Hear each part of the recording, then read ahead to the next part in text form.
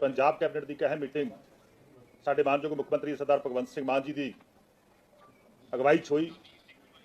बहुत सारे पंजाब के लोगों के पक्ष के अहम फैसले सरदार भगवंत सिंह मान जी की अगवाई के लाए गए। वख-वख डिपार्टमेंटां ने अपने अपने एजेंडे पेश किए, जिन्हां दे विच सब तो अहम एजेंडा कि सरकार पंजाब सरकार सरदार भगवंत सिंह मान जी ने एक नवी स्कीम पंजाब च लॉन्च की। मुख्यमंत्री तीर्थ यात्रा स्कीम। मुख्यमंत्री तीर्थ यात्रा स्कीम जी वो पंजाब हुण साडे जिहड़े बजुर्ग ने, साडे वड्ड वडेरे ने, वो देश के वख-वख धार्मिक स्थानों की आने वाले समय के मुफ्त यात्रा करनगे। आने वाले समय के पंजाब तो ट्रेन के राही, बसिस के राही असी सारे बजुर्गों को जी वो यात्रा करावांगे। आने वाले गुरपुरब के उत्ते इस स्कीम की जी वो शुरुआत पंजाब च होगी। और मैं समझदा काफ़ी बहुत सारिया ट्रेनां जिहड़ियां कि नंदेड़ साहब तक, साढ़े हरमंदर साहब तो लैके नंदेड़ साहब नूं, इस तरह वाराणसी नूं, इस तरह आनंदपुर साहब नूं, तलवंडी साबो नूं, माता नैना देवी मंदिर जी नूं, चिंतपुरनी नूं, जवाला जी, सालासर, ये जिन्ने भी धार्मिक स्थान ने इन्हां सारे धार्मिक स्थानों के उत्ते जिहड़ी यात्रा जी वो मुफ्त करवाई जाऊगी। ये पुख्ता प्रबंध जोड़े ने वो असी कर दिते गए हैं।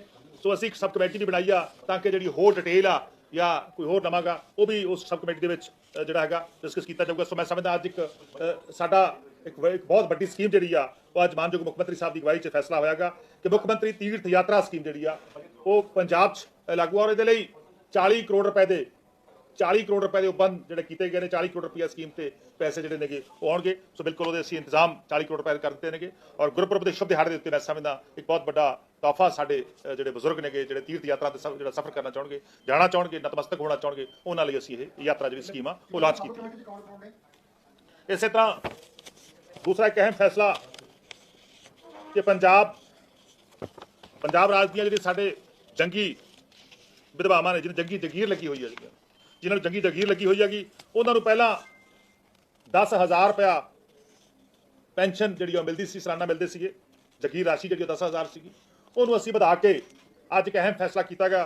क्योंकि 62 की जंग के अंदर 1900 जो राष्ट्र संकट आया, राष्ट्रीय संकट आया, दूसरे विश्व युद्ध जां राष्ट्रीय संकट, 1962 की लड़ाई, 1971 की जंग में जिन्होंने अपन सेवावां निभाईयां, उन्हां दी कुर्बानियां नूं असीं माण महसूस करते हैं। सो उन्हां दा असीं जिहड़ा वधा के 10,000 तो असीं 20,000 जिहड़ी ओह कीती आ। इस तरह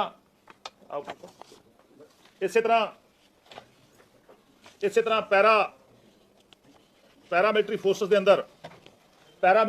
अंदर मानयोग मुख्यमंत्री साहब ने ऐलान किया सीगा कि पैरामिलिटरी फोर्सेस के अंदर जिहड़े जख्मी हो जाते हैं, उन्हां लई भी जी राशि आ वो भी असीं वधाई जागी। सो उहदे विच वड्डा जिहड़े 76% तो लैके 100% नकारा हो जाते थे, इन्हां नूं पहला 4 लाख रुपए मिलते थे, 4 तो फिर ये वध के 20 लाख रुपए होए। तो इसे इन्हां दे विच जिहड़ा हैगा 20 लाख तो वधा के हुण ये असीं 40 लाख रुपया राशि की। जिस तरह चाहे कारगिल युद्ध होण या होर जिन्ने भी जिहड़े ऑपरेशन होए ने, उन्हां दे जिहड़े भी जख्मी ने वो 76% तो लैके जिहड़े 100% तक नकारा हो जाते हैं, उन्हां दी राशि जिहड़ी 20 लाख तो वधा के 40 लाख रुपए की गई है। इस तरह जिहड़े 51% तो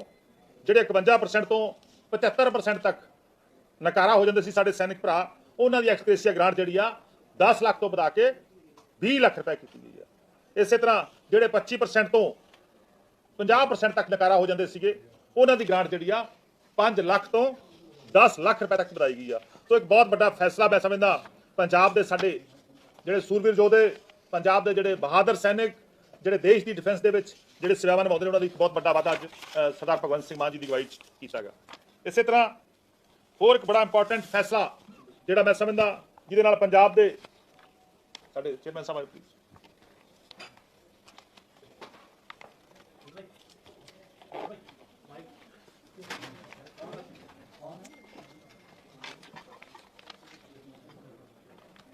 एक बहुत ही बड़ा फैसला, क्योंकि काफ़ी लंबे अरसे तो साडे पंजाब के जिहड़े वपारी भरा सीगे, क्योंकि पिछे जे मानयोग मुख मंत्री सरदार भगवंत सिंह मान जी ਅਤੇ आम आदमी पार्टी के कौमी कन्वीनर दिल्ली के मुख मंत्री जो पंजाब के दौरे पर आए थे, तो बहुत सारे साडे ट्रेडर्स, बहुत सारे साडे व्यापारी भरा, चाहे जलंधर, अमृतसर विखे, लुधियाना विखे साडा जिहड़ा समागम होए सी, बहुत सारिया समस्यावां नूं सुनिया गया सीगा।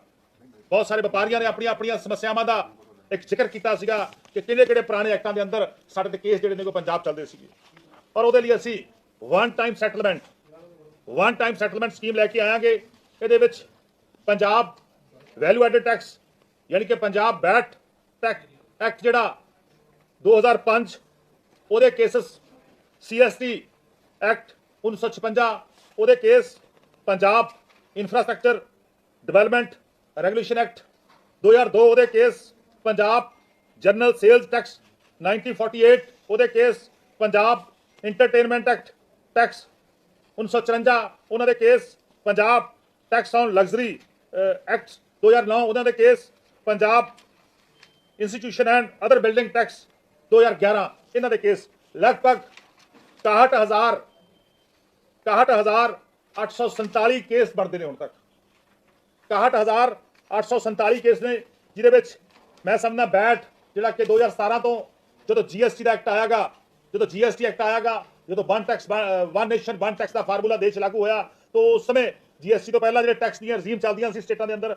उहदे विच सब तो वध के जिहड़े ने कि पंजाब वैट टैक्स देने के लगभग 32,659 टैक्स जिहड़े केस सीगे वो पेंडिंग पए सीगे। ये सारिਆਂ ਨੂੰ ਅਸੀਂ बहुत वड्डी राहत जिहड़ी आ पंजाब दे ਅਸੀਂ ट्रेडर ਨੂੰ, पंजाब के व्यापारियों देण जा रहे हैं। अज कैबिनेट का बहुत ही अहम फैसला, मैं समझदा दिवाली उपर, दिवाली के शुभ तिहारी उत्ते गिफ्ट सरदार भगवंत सिंह मान मानयोग मुख मंत्री साहब ने व्यापारियों दिता गा, क्योंकि बड़ी चिरकोणी मंग सीगियां। हुण तक 2 वैट दी स्कीमां पंजाब च आईयां सीगियां, 2 वन टाइम सैटलमेंट दी स्कीमां, दो स्कीमां पंजाब च आईयां सीगियां, और दोनों ही स्कीमां फेल हो चुकियां सी पंजाब च। और सारा एनालिसिस, मेरी अगवाई सब कमेटी बड़ी सीगी, असीं सारा एनालिसिस किया, असीं बहुत सारे ट्रेडर्स दी मीटिंगां कीतियां, और सारे उन्हां तो इनपुट लाए। चाहे अमृतसर के अंदर जो अरविंद केजरीवाल जी आए उस समय, लुधियाना, जलंधर, मोहाली, सारे शहरों के अंदरों एक डाटा तैयार करके उन्होंने गल्लां सुन के, उन्होंने समस्यावां सुन के उन्होंने हल करने का वैसे वादा किया, इलैक्शन तो पहले का वादा सीगा, सो उस तो बाद भी दोबारा सुनिया। सो अज जिहड़ा असीं एक अहम फैसला उन्होंने हक में लिया गा, और जिन्हां दा लमसम टैक्स 1 लाख रुपए तक आ, जिहड़े व्यापारियों ने डिपार्टमेंट का 1 लाख रुपए तक का टैक्स देना गा, वो सारा का सारा असी वेव ऑफ किया गा, सारा का सारा माफ किया गा। सो मैं समझदा एक बड़ा जिहड़ा हैगा फायदा पंजाब के 39,787 जिहड़े जिन्हां दा 1 लाख तक का 100% उन्हां दा टैक्स भी माफ आ, इंटरस्ट भी माफ आ, और पेनल्टी भी जिहड़ी आ वो 1 लाख तक जिहड़े आउंदे ने उन्हां दा सारिਆਂ दा माफ आ।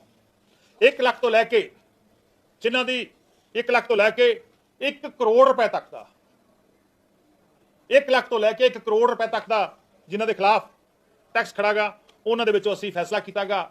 सरदार भगवंत सिंह मान जी ने एक बहुत बड़ी फराक दिली पंजाब के लोगों ने दिखाते हुए पहली बार होया गा।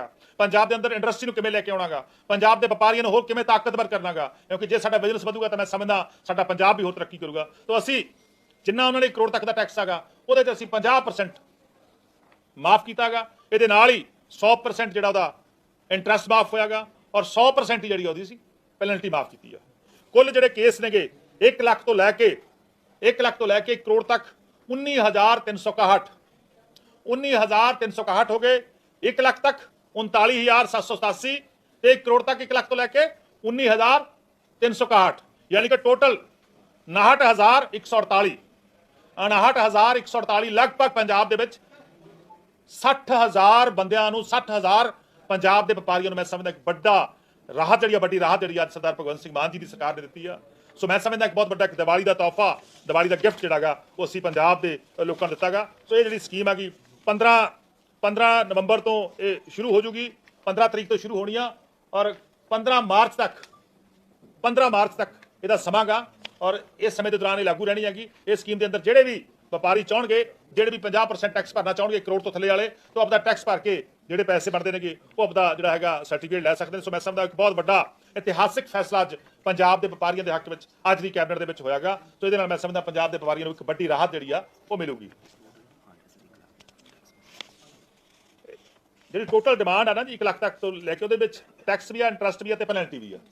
1 ਲੱਖ ਤੱਕ ਦੀ ਅਮਾਊਂਟ ਦਾ ਮਤਲਬ ਆ ਕਿ ਇਹ ਨਹੀਂ ਕਿ ਟੈਕਸ ਉਹਦੇ ਟੈਕਸ ਵੀ ਆ, ਇੰਟਰਸਟ ਵੀ ਆ ਤੇ ਪੈਨਲਟੀ ਵੀ ਆ। ਔਰ ਇਸੇ ਤਰ੍ਹਾਂ ਜਿਹੜਾ 1 ਕਰੋੜ ਤੱਕ ਆ ਉਹਦੇ ਵਿੱਚ ਵੀ ਟੈਕਸ ਵੀ ਆ, ਪੈਨਲਟੀ ਵੀ ਆ ਤੇ ਇੰਟਰਸਟ ਵੀ ਆ। ਸੋ ਮੈਂ ਸਮਝਦਾ ਅੱਜ ਇੱਕ ਦੀਵਾਲੀ ਦੇ ਮੌਕੇ ਦੇ ਸ਼ੁਭ ਮੌਕੇ ਦੇ ਉੱਤੇ ਸਰਦਾਰ ਭਗਵੰਤ ਸਿੰਘ ਮਾਨ ਜੀ ਨੇ ਇੱਕ ਵੱਡਾ ਫੈਸਲਾ ਪੰਜਾਬ ਦੇ ਵਪਾਰੀਆਂ ਦੇ ਹੱਕ ਵਿੱਚ ਦਿੱਤਾ ਗਾ। ਬਹੁਤ ਹੀ ਮੈਂ ਸਮਝਦਾ ਅਹਿਮ ਫੈਸਲਾ ਜੇ ਹੋਇਆਗਾ। ਇਸ ਤੋਂ ਬਿਨਾਂ ਪੰਜਾਬ ਦੇ ਅੰਦਰ ਕਨਗੋਜ਼ ਦਾ ਤੇ ਪਟਵਾਰੀਆਂ ਦਾ ਪਟਵਾਰੀਆਂ ਦਾ ਕਾਮਨ ਕਾਡਰ ਨਹੀਂ ਸੀ ਪੰਜਾਬ ਦੇ ਅੰਦਰ।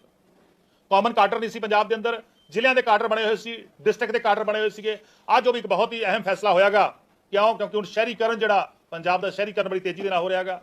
ਸੋ ਅੱਜ ਬਹੁਤ ਹੀ ਅਹਿਮ ਫੈਸਲਾ ਹੋਇਆਗਾ ਕਿ ਇੱਕ ਪੰਜਾਬ ਦਾ ਕਾਮਨ ਕਾਡਰ ਜਿਹੜਾ ਉਹ ਅੱਜ ਅਸੀਂ ਪੰਜਾਬ 'ਚ ਬਣ ਗਿਆ। ਅੱਜ ਤੋਂ ਬਾਅਦ ਸਾਰਾ ਪਟਵਾਰੀਆਂ ਦਾ ਤੇ ਕਨਗੋ ਦਾ ਕਾਮਨ ਕਾਡਰ ਹੋਊਗਾ। ਪਹਿਲਾਂ ਨਾਇਬ ਤਹਿਸੀਲਦਾਰਾਂ ਦਾ ਤੇ ਤਹਿਸੀਲਦਾਰਾਂ ਦਾ ਕਾਮਨ ਕਾਡਰ ਸੀਗਾ ਇਸ ਰੈਵਨਿਊ ਡਿਪਾਰਟਮੈਂਟ ਦੇ ਅੰਦਰ। ਹੁਣ ਜਿਹੜਾ ਹੈਗਾ ਸੋ ਉਹ ਕਾਮਨ ਕਾਡਰ ਜਿਹੜਾ ਪਟਵਾਰੀਆਂ ਤੇ ਕਨਗੋ ਦਾ ਵੀ ਬਣ ਗਿਆ। ਸੋ ਇਹਦੇ ਨਾਲ ਬਹੁਤ ਵੱਡਾ ਫੈਸਲਾ ਜਿਹੜਾ ਰਾਹਤ ਆ ਲੋਕਾਂ ਨੂੰ ਮਿਲੂ ਜੀ। ਸਰ ਇੱਕ ਵਾਰੀ ਤੀਰਥ ਸਥਾਨ ਦੱਸ ਦਿਓ ਕਿ ਕਿਹੜੇ ਉਮਰ ਕੋਈ ਤੈਅ ਕੀਤੀ ਕਿ 60 ਸਾਲ ਤੋਂ ਉੱਪਰ ਹੈ ਜਾਂ ਕਿੰਨੇ, ਔਰ ਇਹਨਾਂ ਦਾ ਕੋਈ ਹੈਲਪ ਕਰਨ ਦੇ ਲਈ ਕੋਈ ਨਾਲ ਇੱਕ ਬੰਦਾ ਵੀ ਜਾ ਸਕਦਾ ਜਿਹੜਾ ਇਹਨਾਂ ਦੇ ਸਾਥ ਸੰਭਾਲ ਸਕਦਾ। ਦੇਖੋ ਤੀਰਥ ਸਥਾਨ ਜਿਨ੍ਹਾਂ ਵਿੱਚ ਹਜੂਰ ਸਾਹਿਬ, ਨੰਦੇੜ ਸਾਹਿਬ, ਪਟਨਾ ਸਾਹਿਬ ਬਿਹਾਰ ਦੇ ਵਿੱਚ, ਵਾਰਾਣਸੀ, ਹੋਰ ਬਹੁਤ ਸਾਰੇ ਧਾਰਮਿਕ ਸਥਾਨ, ਇਸੇ ਤਰ੍ਹਾਂ ਅਨੰਦਪੁਰ ਸਾਹਿਬ, ਤਲਵੰਡੀ ਸਾਬੋ, ਮਾਤਾ ਨੈਣਾ ਦੇਵੀ ਮੰਦਿਰ, ਸ਼੍ਰੀ ਅਨੰਦਪੁਰ ਸਾਹਿਬ, ਚਿੰਤਪੁਰਨੀ ਮੰਦਿਰ, ਜਵਾਲਾ ਜੀ ਮੰਦਿਰ, ਸਾਲਾਸਰ, ਇਹ ਸਾਰੇ ਜਿਹੜੇ ਬਣਾਏ ਨੇਗੇ। ਇਸ ਤੋਂ ਬਿਨਾਂ ਸਾਡੀ ਇੱਕ ਸਬ ਕਮੇਟੀ ਬਣੀ ਆ ਜਿਹਦੇ ਵਿੱਚ ਅਮਨ ਅਰੋੜਾ ਜੀ, ਸਰਦਾਰ ਕੁਲਦੀਪ ਸਿੰਘ ਧਾਲੀਵਾਲ ਜੀ, ਭੁੱਲਰ ਸਾਹਿਬ ਮੇਰੇ ਨਾਲ ਬੈਠੇ ਨੇਗੇ। ਭੁੱਲਰ ਸਾਹਿਬ ਉਸ ਸਬ ਕਮੇਟੀ 'ਚ ਹੋਣਗੇ। ਜਿਹੜੇ ਵੀ ਕੋਈ ਨਵੇਂ ਸੁਝਾਅ ਆਉਣਗੇ ਉਹ ਵੀ ਲਏ ਜਾਣਗੇ। ਬਿਲਕੁਲ ਬਹੁਤ ਸਾਰੇ ਹੋਰ ਵੀ ਇਹ 'ਚ ਅਸੀਂ ਜਿਹੜੇ ਸੁਝਾਅ ਆਏ ਸੀਗੇ ਉਹਨਾਂ ਨੂੰ ਇਨਕਾਰਪੋਰੇਟ ਕਰਕੇ ਇਹ ਲਾਗੂ ਹੋਊ। ਕਿੰਨੀ ਉਮਰ ਦੇ ਜਿਹੜੇ ਲੋਕ ਆ ਉਹ ਸਫ਼ਰ ਕਰ ਸਕਣਗੇ? ਇਹ ਸਾਰਾ ਕੁਝ ਜਿਹੜਾ ਸਾਡੀ ਸਬ ਕਮੇਟੀ ਜਿਹੜੀ ਆ ਉਹ ਤੈਅ ਕਰ ਰਹੀ ਹੈ। ਜੀ ਮਤਲਬ ਹਿੰਦੀ ਚ ਵੀ ਬਰੀਫਿੰਗ ਕਰ ਸਕਦੇ ਹੋ। 2-3 ਇੰਪੋਰਟੈਂਟ ਪੁਆਇੰਟਸ ਕਿਹੜੇ ਪੁਆਇੰਟ ਤੁਸੀਂ ਪੁੱਛ ਲਓ। ਇੱਕ ਤਾਂ ਤੀਰਥ ਸਕੀਮ ਜਿਹੜੀ ਸੀਐਮ ਤੀਰਥ यात्रा स्कीम और जो एक्सपीरियंस इनकम ਤੁਸੀਂ ਵਧਾਈ ਹੈਗੀ ਹੈ पैरामिलिट्री फोर्सेस। देखिए पंजाब में आज हमारे माननीय मुख्यमंत्री सरदार भगवंत सिंह मान जी की अगुवाई में हमारी कैबिनेट की मीटिंग हुई। उसमें बहुत सारे इंपॉर्टेंट डिसीजन पंजाब के पक्ष में, पंजाब के लोगों के पक्ष में लिए गए, जिसमें मैं समझता हूँ सबसे मुख्य हमारा जो आज का फैसला है, आज का डिसीजन है वो है कि मुख्यमंत्री तीर्थ यात्रा स्कीम हमने पंजाब में लागू की है। इससे हमारे बुजुर्गों को जहां जहां हमारे पंजाब में तीर्थ स्थान हैं या पंजाब के बाहर उन तीर्थ स्थानों पे जो हमारे बुजुर्ग हैं उनको हम ट्रेन के राही और हम जो बसेस हैं वॉल्वो बसेस हैं उनके राही लेके जाएंगे, ताकि वो जितने भी जहां वो गए हैं वो ठीक है, जहां नहीं गए जहां भी जाना चाहते हैं वहां जा सकते हैं। सो इस स्कीम का आज माननीय मुख्यमंत्री साहब ने आज की इस कैबिनेट में हमने प्रवानगी दी है। सो इसका जो सालाना हमारा बजट है वो 40 करोड़ रुपए रहेगा। तो बिल्कुल हम पंजाब के डिफरेंट स्थानों से बसें भी चलेंगी और ट्रेन चलेंगी, और अच्छी ट्रेन जाएंगी, AC ट्रेन जाएंगी, जिनमें हमारे बुजुर्ग जाएंगे, वो जाके यात्रा करके आएंगे। जैसे उदाहरण के लिए नंदेड़ साहब की यात्रा, उसी तरह वाराणसी की यात्रा जो एक हमने सब कमेटी बनाई है, या वो सब कमेटी जितने भी और स्थान सुजेस्ट करेगी उस सभी पे जो ये तीर्थ यात्रा जाएगी और हमारे बुजुर्ग हैं वहां पे जाके नतमस्तक होके आएंगे, वहां के आशीर्वाद लेके आएंगी। इसी तरह एक और इंपॉर्टेंट डिसीजन आज की कैबिनेट में हुआ है, जिसमें जो हमारे पुराने केसेस हैं, जो GST रिजीम आने से पहले 2017 से पहले के जितने एक्ट थे, जिनमें से Punjab value added tax, Punjab VAT tax 2005, CST tax 1956, Punjab infrastructure development regulation act 2002, Punjab general sales act 1948, Punjab entertainment tax 1954, Punjab tax and luxurious 2009, Punjab institution and other building tax 2011। इनमें हमने वन टाइम सेटलमेंट स्कीम हम लेके आए हैं। जितने भी हमारे ओल्ड पेंडिंग केसेस पेंडिंग पड़े थे उनके लिए हमने, जो हमारे ट्रेडर हैं पंजाब के, जो व्यापारी हैं पंजाब के, उनके लिए एक बहुत ही अच्छी स्कीम, उनके लिए गिफ्ट और एक तोहफा मैं समझता हूँ इस आने वाले दिवाली के त्यौहार पे सरकार लेके आई है। सरदार भगवंत सिंह मान जी लेके आए हैं, क्योंकि पिछले दिन ही हमारे माननीय नेशनल कन्वीनर अरविंद केजरीवाल जी और पंजाब के माननीय मुख्यमंत्री सरदार भगवंत सिंह मान जी ने पंजाब के डिफरेंट प्लेसेस पे जाके पंजाब के व्यापारियों की बात सुनी थी, चाहे वो अमृतसर साहब हो, जालंधर, लुधियाना, मोहाली, इन सभी पे हमारे कन्क्लेव हुए थे। वहां पे जाके बहुत सारी व्यापार की जितनी भी व्यापार की एसोसिएशन थी वो आई थी, उन्होंने अपनी समस्याएं सरकार के साथ शेयर की थी कि हमारी ये समस्या है। उनमें से ये बहुत बड़ी समस्या हमारे सामने आई थी, तो हमने ये वन टाइम सेटलमेंट स्कीम जो है उसको आज लेके आए हैं। पहले भी 2 स्कीमें पुरानी कांग्रेस के समय आई थी, वो दोनों स्कीम जो है पंजाब में फेल हो चुकी थी, पर लेकिन ये तीसरी स्कीम जो हम लेके आए हैं इसको बड़े अच्छे तरीके से हमने विचार चर्चा के बाद इसको हमने डिसाइड किया है कि कैसे इसको लागू करना है। इसका एक हमने फॉर्मेट तैयार किया है।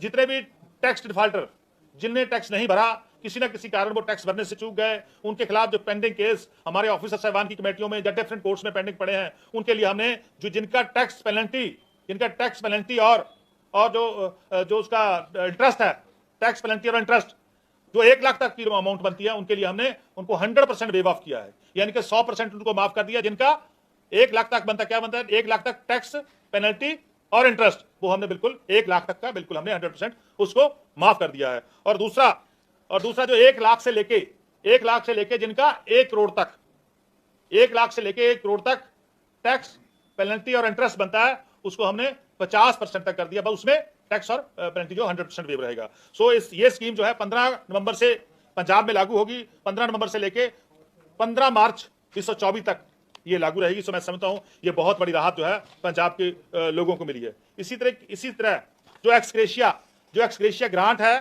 वो पहले उसको बढ़ा के डबल कर दिया गया। जो आदमी फिजिकल हैंडीकैप हो जाता था, जिसमें मैं समझता हूं 57% से लेकर 100% तक जो हैंडीकैप हो जाता था या नकारा हो जाता था, उसको हमने उसकी एक्सग्रेशिया जो राशि है वो बढ़ा के 20 लाख से 40 लाख यानी कि दुगनी कर दी। इसी तरीके से जो 51% से लेके 75% तक जो आदमी, जो हमारा सैनिक जो नकारा हो जाता था, उसको हमने 10 लाख से बढ़ा के उसकी जो है अमाउंट है 20 लाख कर दी। इसी तरीके से जो 25% से लेके 50% तक जिसकी इंजरी होती थी या नकारा हो जाता था, उसकी हमने अमाउंट 5 लाख से बढ़ा के 10 लाख कर दी। तो मैं समझता हूं जो पंजाब के जो हमारे सैनिक, जो हमारे भाई सरहद पे लड़ते हैं, जो हमारे लिए हमारी रक्षा करते हैं, उनके लिए जो उन ऑपरेशंस में उनकी इंजरी हो जाती है, उनके लिए ये बहुत बड़ी राहत सरकार ने आज ऐलान की। इसी तरीके से जिन लोगों ने पंजाब के लिए, देश के लिए लड़ाई लड़ी, जब सेकंड वर्ल्ड वार हो या राष्ट्रीय जब लड़ाई हुई थी या राष्ट्रीय संकट आया था 1962 में, 1962 में, 1971 में, जो उनमें उनके जंगी शहीद हैं, उनकी विधवाएं हैं, उनके लिए हमने जो राशि थी, जंगी जगीर थी, जो जगीर उनके परिवार को मिलती थी, वो पहले 10,000 मिलती थी सालाना, अब उसको बढ़ा के 20,000 किया। सो मैं समझता हूं ये बहुत बड़ा एक फैसला हमारे शहीदों के लिए हुआ है। सो आज के लिए पराली को आग लगाने के इंसिडेंट बढ़ रहे हैं। हरियाणा भी ब्लेम कर रहा है कि दिल्ली में पोल्यूशन जो है पंजाब की वजह से, क्योंकि पंजाब में ज्यादा आग लगी है। पिछले कल सिंगल डे में पिछले साल से भी ज्यादा आग लगी है। इसमें ऐड है सर, पिछले 8 दिनों में 78% बढ़ गई है। देखिए, बिल्कुल हमने पहली बार हुआ है कि सबसे ज़्यादा जो हैप्पी सीडर है या जितने भी हम इक्विपमेंट किसानों को दे सकते थे, उसके लिए हमने पूरा इंतजाम किया था, सब किसानों को दिए गए हैं। बिल्कुल हम इस पे बिल्कुल लगातार हमारा प्रशासन काम पे लगा हो। पहले पुराने सालों से, पुरानी सरकारों के समय से अब तक 56% जो है वो कम हुआ है। जो बहुत बड़ा राहत पंजाब को मिली है, 56% कमी आई है। तो जहां भी लगा रहे हैं हम किसान भाइयों को समझा के बुझा के उनको रोक रहे हैं, हमारे ऑफिसर साहब रोक रहे हैं और सब सख्त एक्शन भी ले रहे हैं। दिल्ली के पोल्यूशन के लिए भी ब्लेम किया जा रहा है। सामने आई सी कि एसडीएम अफसर ਦੀ ਵੀਡੀਓ ਸਾਹਮਣੇ ਆਈ, ਉਸ ਤੋਂ ਬਾਅਦ ਲੱਗਦਾ ਕਿ ਕਿਸਾਨ ਇਸ ਚੀਜ਼ ਨੂੰ ਸੰਭਲਣ ਲਈ ਤਿਆਰ ਬੈਠੇ ਨੇ, ਕਿਉਂਕਿ ਉਹ ਕਿਤੇ ਨਾ ਕਿਤੇ, ਹਾਲਾਂਕਿ ਮੁੱਖ ਮੰਤਰੀ ਸਾਹਿਬ ਨੇ ਕਿਸਾਨਾਂ ਦੇ ਖਿਲਾਫ ਕਾਰਵਾਈ ਕਰਨ ਦੇ ਵੀ ਜਿਹੜੇ ਹੁਕਮ ਦੇ ਦਿੱਤੇ ਸੀਗੇ। देखो, साडे गुरु साहबान ने सानू संदेश दिता है, पवन गुरु पानी पिता माता धरत मात। बहुत बड़ा संदेश साडे गुरु साहबान ने दिता है, सानू पवन गुरु हवा नू गुरु मन्नियागा। सो मैं समझदा इस समय इस बहुत बड़े कंसैप्ट नू साडे किसान भरा बड़ी अच्छे तरीके नाल समझ रहे हैं। सो उन्होंने साडा प्रशासन भी समझा रहा है। सो बहुत बड़े पद्धर ते डिक्लाइन जिहड़ी आ वो पंजाब च आई हैगी।